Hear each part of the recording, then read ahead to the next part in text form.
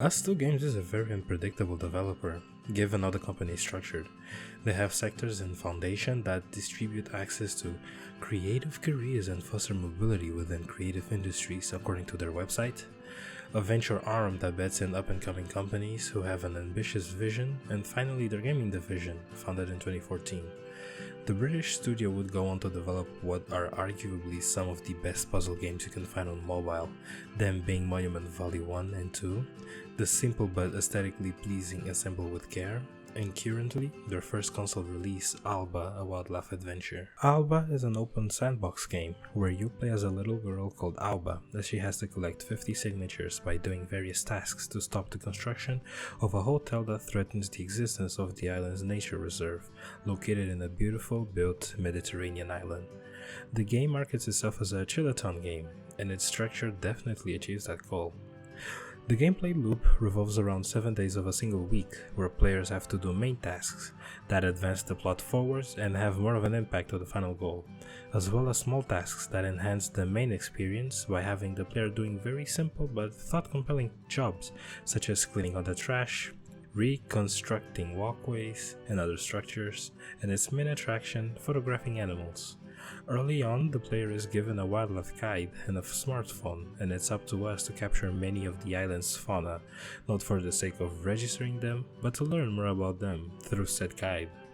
The beauty of this structure is how simple it is and how it connects to the idea of a chillathon, and you never feel the game forcing you to complete something immediately, and you're just let loose in the game world. You can talk to with random NPCs, sometimes complete a few small tasks for them, just roam around and take in the scenery, and all of this is thanks to its small but comforting open sandbox. I like to make the distinction between open world and open sandbox because the former implies large and vast terrains of land with games such as Grand Theft Auto or Watch Dogs promoting that, while the latter focuses more on smaller and tightly designed locales that players will become familiar with quickly, such as the Yakuza games and in this case Alba.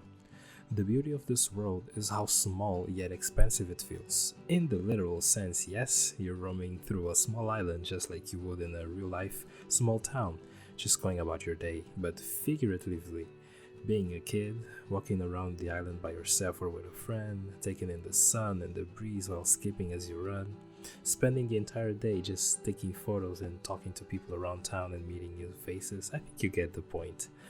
All of a sudden, the game pulls you in, and you feel like you're in an adventure, a wildlife adventure, as your actions may feel small at first, but they have a huge impact on the narrative's outcome.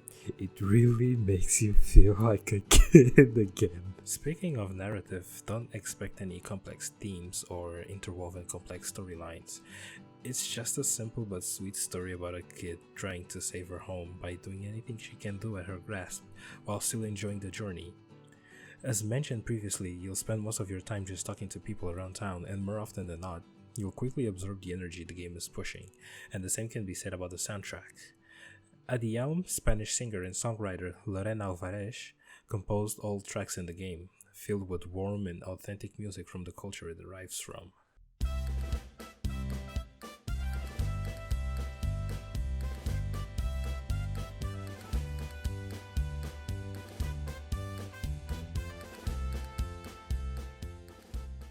Visually, the game is a delight. It mainly aims for a low poly aesthetic, and with it, it encompasses strong and vibrant colors that make each corner of the world pop as much as the real life location the island is based on. The same can be said about the character designs. From the expressive and obvious to the simple and poignant, it accentuates the game to a next level. Performance is kinda weird. I played the game on a PlayStation 5 and everything functioned the way it should. A super sharp resolution, 60 FPS and no crashes whatsoever. But when I interacted with NPCs or an object, the game would have these really long and unexpected stutters that could last for more than 5 seconds, but other than that, it's pretty rock solid for the most part.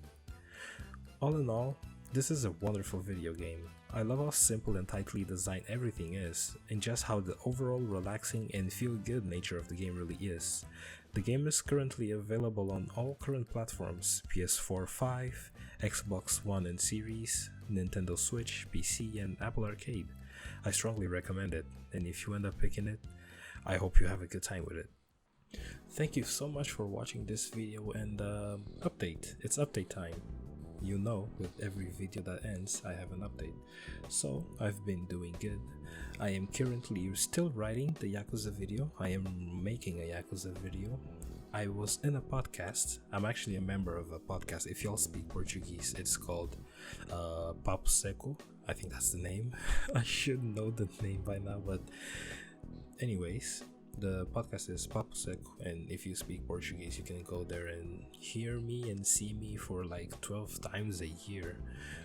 I didn't make a promise, but I confirmed that I was working on a Yakuza video.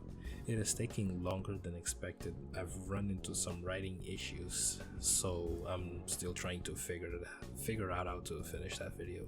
So in the meanwhile, I'm introducing this new series, which I'm calling In a Few Words. When I don't want to make a big video on a game and I just want to, lightly comment on games that I've been playing in the background alongside the big complex videos that I usually do.